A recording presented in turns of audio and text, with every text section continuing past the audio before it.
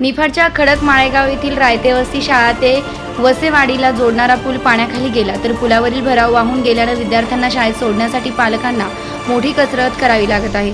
शाळा भरण्यापूर्वी व सुटल्यानंतर पाण्याच्या प्रवाहात अक्षरशः मानवी साखळी तयार करून मुलांना एकमेकांकडे देत काठापर्यंत पोहोचावे लागत असल्याने विद्यार्थी व पालकांच्या जीवितास धोका निर्माण झालाय। या पुलाची उंची वाढविण्याची ग्रामस्थांची गेल्या अनेक दिवसांची मागणी आहे, मात्र प्रशासन व लोकप्रतिनिधी दुर्लक्ष होत असताना ग्रामस्थांना मोठी गैरसोय सोसावी लागत आहे। 100 मीटरच्या अंतरासाठी 15 किलोमीटरचा फेरा मारावा लागतो। पुलाची तातडीने उंची वाढवण्याची मागणी ग्रामस्थांनी केली आहे।